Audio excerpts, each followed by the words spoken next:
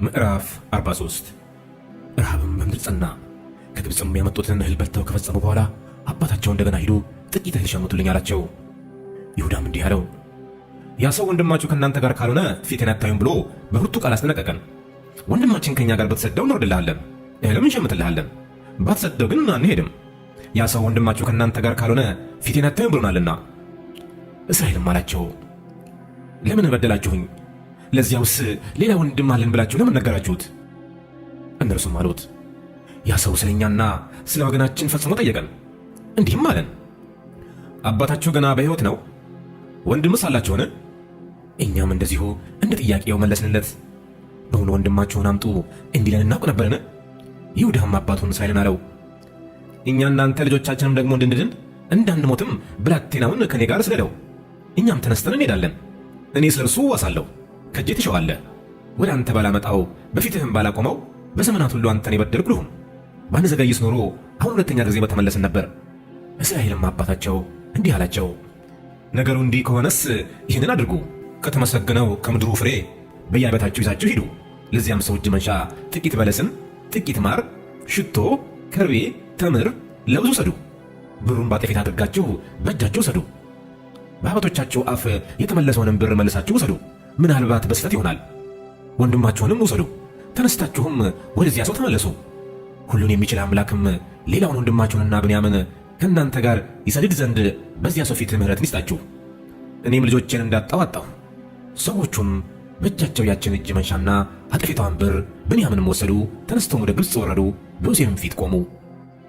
ዮሴፍም ብንያምን ከእነርሱ ጋር ባየው ጊዜ የቤቱን አዛዥ እንዲህ ብሎ አዘዘው፣ እነዚያን ሰዎች ወደ ቤት አስገባቸው፣ እርድም ረድ አዘጋጅም፣ እነዚያ ሰዎች በኩለ ቀን ከኔ ጋር ይበላሉና። ያ ሰውም ዮሴፍ እንዳለው አደረገ። ያ ሰውም ሰዎቹን ወደ ዮሴፍ ቤት አስገባ። እነርሱም ወደ ዮሴፍ ቤት ስለገቡ ፈሩም፣ እንዲህም አሉ፣ በዓይበታችን ቀድሞ ስለተመለሰው ብር ሊተነኩልብን ሊወድቅብንም እኛንም በባርነት ሊገዛ አህዮቻችንም ሊወስድ ወደዚህ አስገባን። ወደ ዮሴፍ ቤት አዛዥም ቀረቡ፣ በቤቱም ደጅ ተናገሩት፣ እንዲህም አሉት፣ ጌታዬ ሆይ ቀድሞ እህልን ልንሸምት ወርደን ነበር። ወደምናድርበትም ስፍራ በደረስን ጊዜ ዓይበታችንን ከፈትን። እነሆም የእያንዳንዱ ሰው ብር በየዓይበቱ አፍ እንደ ሚዛኑ ብራችን ነበረ። አሁንም በእጃችን መለስ ነው። እህል እንሸምትበት ዘንድ ሌላም ብር በእጃችን አመጣን። ብራችንንም በዓመታችን ማን እንደጨመረው አናውቅም። እርሱም አላቸው፣ ሰላም ለእናንተ ይሁን፣ አትፍሩ። አምላካችሁና የአባታችሁ አምላክ በዓይበታችሁ የተሰወረ ገንዘብ ሰጣችሁ። ብራችሁስ ደርሶኛል። ስሙንም አወጣላቸው። ሰውየውም እነዚያን ሰዎች ወደ ዮሴፍ ቤት አስገባቸው፣ ውሃ መጣላቸው፣ እግራቸውንም ታጠቡ፣ ለአህዮቻቸው አበቅ ሰጣቸው። ዮሴፍም በኩለ ቀን እስኪገባ ድረስ እነርሱ እጅ መንሻቸውን አዘጋጁ፣ ከዚያ እንጀራን እንደሚበሉ ሰምተዋልና። ዮሴፍም ወደ ቤቱ በገባ ጊዜ በእጃቸው ያለውን እጅ መንሻ በቤቱ ውስጥ አቀረቡለት፣ ወደ ምድርም ወድቀው ሰገዱለት። እርሱም ደህንነታቸውን ጠየቃቸው፣ እንዲህም አለ፣ የነገራችሁን ሽማግሌ አባታችሁ ደህና ነውን? ገና በሕይወት አለን? እነርሱም አሉት፣ ባሪያ አባታችን ደህና ነው፣ ገና በሕይወት አለ። አጎንብሰውም ሰገዱለት። ዓይኑንም አንስቶ የእናቱን ልጅ ብንያምን አየው። እርሱም አለ፣ የነገራችሁኝ ታናሽ ወንድማችሁ ይህ ነውን? እንዲህም አለው፣ ልጄ ሆይ እግዚአብሔር ይባርክህ።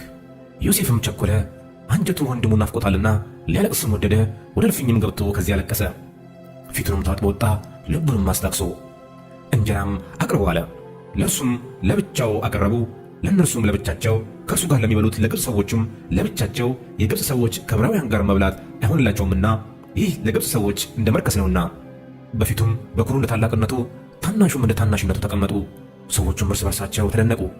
በፊቱም ካለው መብል ፈንታቸውን አቀረበላቸው። የብንያምንም ፈንታ ከሁሉ 5 እጅ የሚበልጥ ነበረ። እነርሱም ጠጡ፣ ከእርሱም ጋር ደስ አላቸው። ምዕራፍ 44 ዮሴፍም የቤቱን አዛዥ እንዲህ ብሎ አዘዘ፣ ዓይበታቸው የሚያነሳውን ያህል እህል ሙላላቸው። የሁሉንም ብር በየዓይበታቸው አፍ ጨምረው፣ በታናሹም ዓይበት አፍ የብሩን ጽዋዬንና የእህሉን ዋጋ ጨምረው። እርሱም ዮሴፍ እንዳለው አደረገ። ነግህ በሆነ ጊዜም ሰዎቹ አህዮቻቸውን ይዘው ይሄዱ ዘንድ ተሰናበቱ። ከከተማይቱም ወጥተው ገና ሳይርቁ ዮሴፍ ለቤቱ አዛዥ እንዲህ አለ፣ ተነስተህ ሰዎቹን ተከተላቸው። በደረሰባቸውም ጊዜ እንዲህ በላቸው፣ በመልካሙ ፈንታ ስለምን ክፉ መለሳችሁ? ጌታ የሚጠጣበት ምስጢርንም የሚያውቅበት ጽዋ አይደለምን?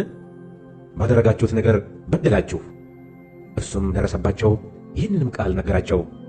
እነርሱም አሉት፣ ጌታዬ እንደዚህ ያለውን ቃል ለምን ይናገራል? ባሪያዎችህ ይህን ነገር የሚያደርጉ አይደሉም። እነሆ በየቤታችን አፍ ያገኘነውን ብር ይዘን ከገናን አገር ወደ አንተ ተመልሰናል። ከጌታ ቤት ወርቅ ወይስ ብር እንዴት እንሰርቃለን? ከባሪያዎችህ ጽዋው የተገኘበት እርሱ ይሙት፣ እኛም ደግሞ ለጌታችን ባሪያዎች እንሁን። እርሱም አለ፣ አሁንም እንዲሁ እንደነገራችሁ ይሁን። ጽዋው የተገኘበት እርሱ ለእኔ ባሪያ ይሁነኝ፣ እናንተም ንጹሐን ትሆናላችሁ። እየራሳቸውን ፈጥነው አይበቶቻቸውን ወደ ምድር አወረዱ። እየራሳቸውም አይበቶቻቸውን ፈቱ። እርሱም ከታላቁ ጀምሮ እስከ ታናሹ ድረስ በረበራቸው። ጽዋውንም በብንያም አበት ውስጥ አገኘው። ልብሳቸውንም ቀደዱ፣ አይበታቸውንም በአህዮቻቸው ጭነው ወደ ከተማይቱ ተመለሱ። ይሁዳም ከወንድሞቹ ጋር ወደ ዮሴፍ ገባ፣ እርሱም ገና ከዚያው ነበረ። በፊቱም በምድር ላይ ወደቁ። ዮሴፍም ይህ ያደረጋችሁት ነገር ምንድን ነው? እንደ እኔ ያለ ሰው ምስጢርን እንዲያውቅ አታውቁምን? አላቸው። ይሁዳም አለ፣ ለጌታዬ ምን እንመልሳለን? ምንስ እንናገራለን? ወይስ በምን እነጻለን? እግዚአብሔር የባሪያዎችን ኃጢአት ገለጠ። እነሆ እኛም ጽዋው ከእርሱ ዘንድ የተገኙበቱም ደግሞ ለጌታዬ ባሪያዎቹ ነን። እርሱም አላቸው፣ ይህን አድርግ ዘንድ አይሆንልኝም። ጽዋው የተገኘበት ሰው እርሱ ባሪያ ይሆነኝ፣ እናንተም ወደ አባታቸው በደኅና ውጡ። ይሁዳም ወደ እርሱ ቀረበ፣ እንዲህም አለ፣ ጌታዬ ሆይ እኔ ባሪያህ በጌታዬ ጆሮ አንዲት ቃል እንድናገር እለምንሃለሁ። እኔንም ባሪያህን አትቆጣኝ፣ አንተ እንደ ፈርዖን ነህና። ጌታዬ ባሪያዎቹን አባት አላችሁን ወይስ ወንድም ብሎ ጠየቀ። እኛም ለጌታዬ እንዲህ አለን፣ ሽማግሌ አባት አለን፣ በሽምግልናው የወለደውም ታናሽ ብላቴና አለ። ወንድሙ ሞተ፣ ከእናቱም እርሱ ብቻውን ቀረ፣ አባቱም ይወድደዋል። አንተም ለባሪያዎችህ ወደ እኔ አምጡት፣ እኔም አየዋለሁ አለ። ጌታዬንም ብላቴናው አባቱን መተው አይሆንለትም፣ የተወው እንደሆነ አባቱ ይሞታል አልነው። የተወው እንደሆነ አባቱ ይሞታልና አልነው።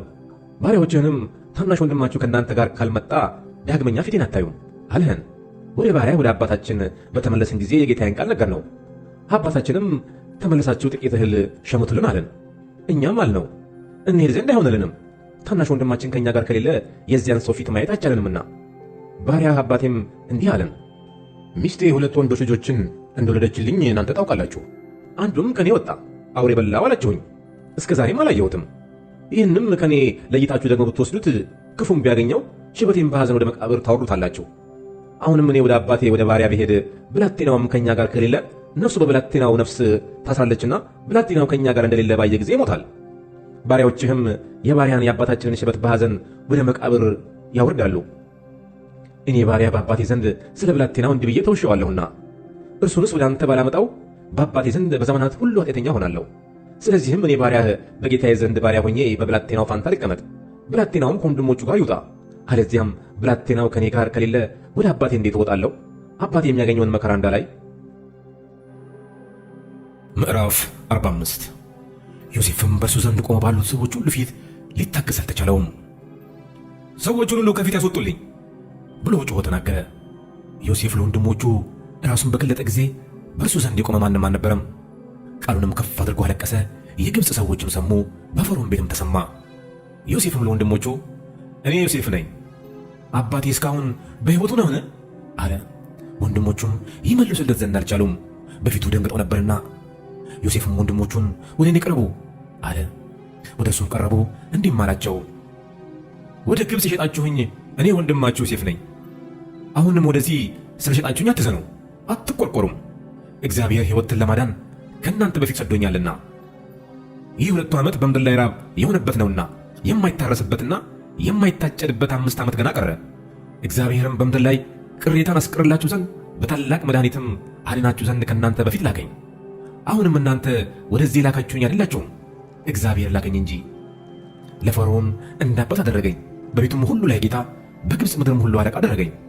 አሁንም ፈጥናችሁ ወደ አባቴ ውጡ፣ እንዲህም በሉት፣ ልጅ ዮሴፍ የሚለው ነገር ይህ ነው፣ እግዚአብሔር በግብፅ ምድር ሁሉ ላይ ጌታ አደረገኝ።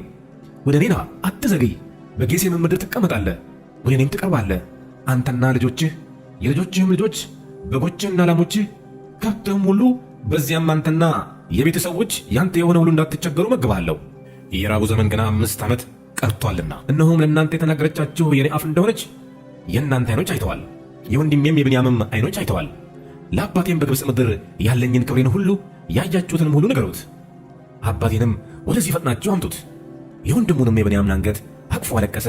ብንያምን በአንገቱ ላይ አለቀሰ። ወንድሞቹን ሁሉ ሳማቸው፣ በእነርሱም ላይ አለቀሰ። ከዚያም በኋላ ወንድሞቹ ከእርሱ ጋር ተጫወቱ።